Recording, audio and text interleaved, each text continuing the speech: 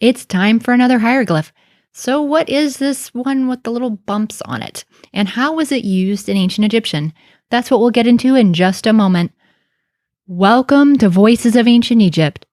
If you're new here, I'd love it if you'd click subscribe and ring that bell so you don't miss future videos like this one. All right, so what is this one? Well, it's actually the picture of a road or path with bushes or shrubs along the sides.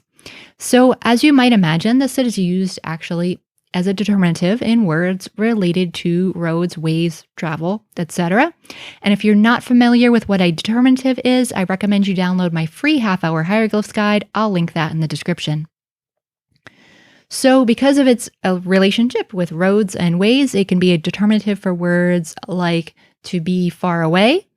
It can also be a determinative for the word for road or way, but it can also actually write out the whole word for road or way by itself, oftentimes with a T complement, but sometimes entirely by itself.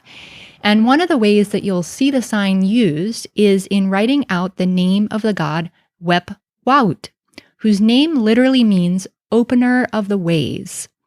And wAt was a god heavily associated with the West and entering the afterlife, particularly associated with the site of Abydos, and he was part of the great processions that happened during the Osiris festival there.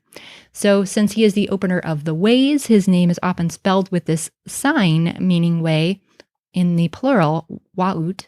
So you get wep wa'ut. All right, I'll see you in the next video.